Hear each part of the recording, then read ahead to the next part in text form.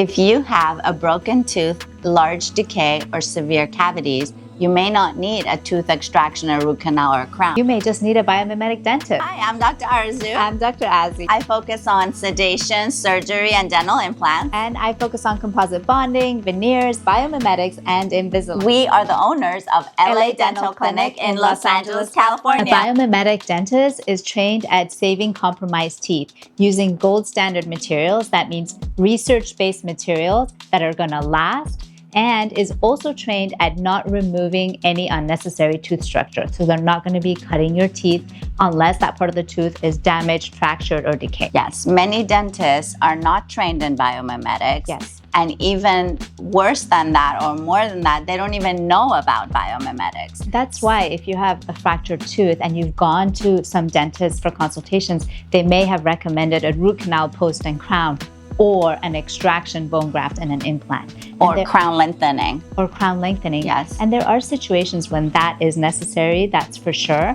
But they may not even be aware that with biomimetics, we can reconstruct a lot of these teeth and they can last you for many years. Yes, and you can avoid surgery. Like, that's huge, and save your own natural tooth structure, which is better than anything that we can come up with.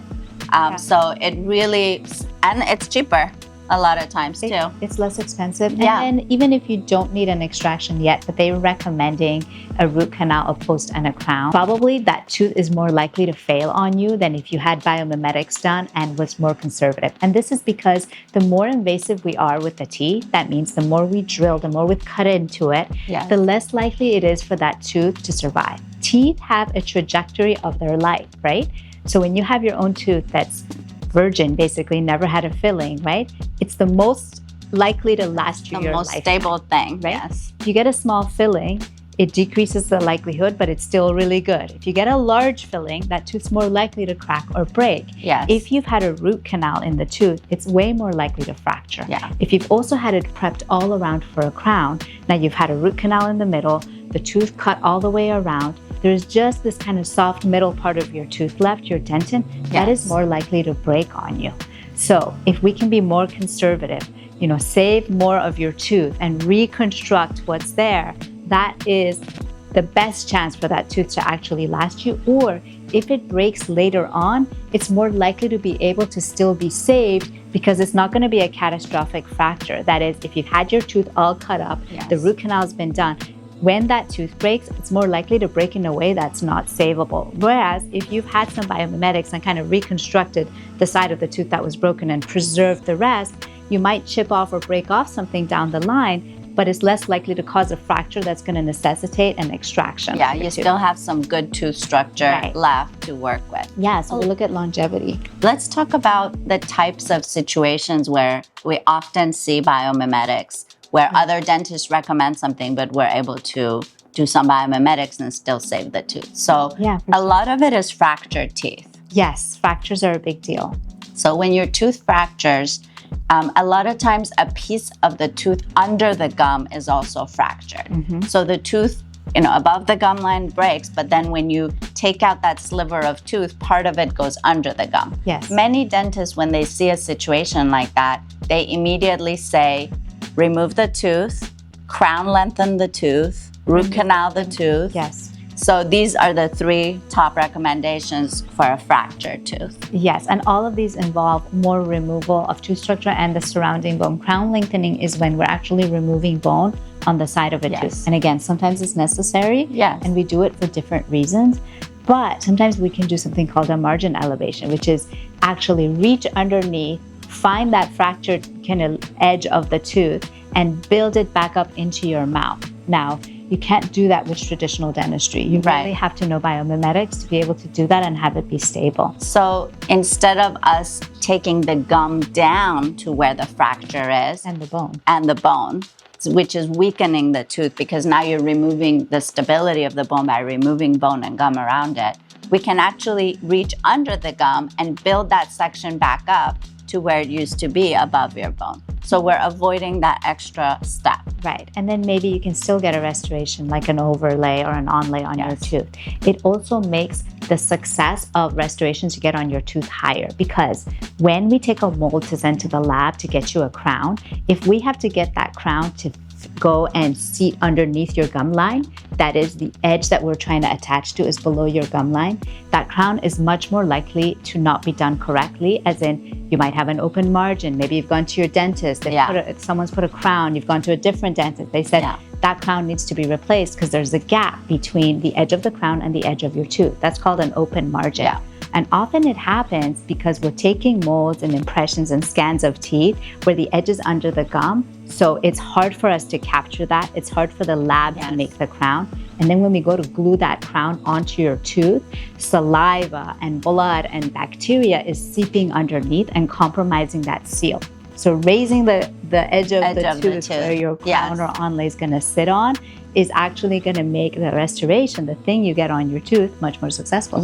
So where that margin is really can dictate the success and the seal of your crown. So the higher up it is and the better we can see it and the drier we can keep it, it's going to make that crown or that onlay or veneer much more successful than if we have to go under the gums where we can't see, there's saliva, there's blood, etc. This is why a lot of traditional dentists might recommend an extraction or a crown lengthening because they don't know how to build from under the gum line up where it's successful. They'll be like, if I try to reach a crown down under your gum line, it's not going to turn out well. Seal. So then let's take the tooth out instead, or let's do a crown lengthening when we're removing gum and bone. So I can get to that edge, so I can see that edge. And a lot of dentists are not even aware that biomimetic exists, that you can actually produce something like this that is successful and may last you and save your tooth. Another reason that people may need biomimetic dentistry is deep decay.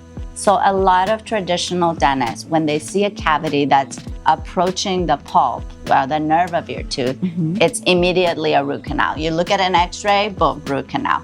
So a lot of times you may not need a root canal. A lot of times we don't have to do a root canal. We can do biomimetic dentistry. I was taught that in school. We called it elective root canal. Yes, I was taught that. A root canal should not be elective, okay? It should only be done when necessary. And sometimes it is necessary. If the nerve in your tooth is actually infected or affected in a way where the nerve is inflamed and it's not going to calm down, and we can do tests to figure that out. Do you have inflammation that's irreversible in your nerve? Or is your nerve necrotic? Is there an infection in the nerve?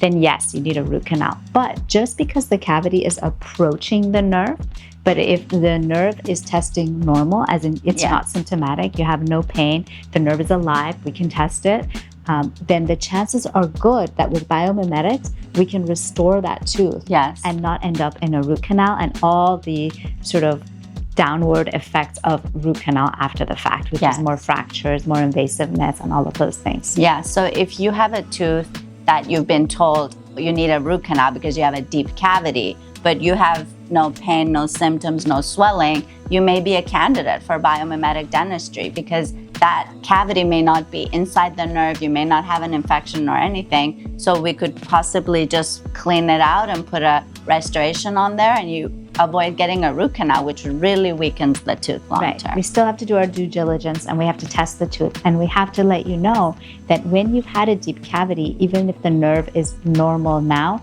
it may change course and go bad later on. So there is a little bit of risk in that sense. Like you have to understand. But you know, any kind of healthcare and dentistry is a pros and cons thing. So we look at the probability that this is going to last you. We can talk about, you know, what happens if we do a root canal, what happens if we don't, and really assess what's the best option for you. But when it comes to biomimetics, we actually will leave a tiny bit of decay over the surface of the nerve to avoid going in there.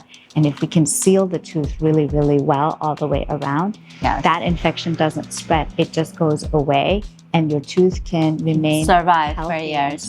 And this is not easy to do because knowing how much decay to leave and avoiding that sensitivity and stuff. So it takes a special skill set.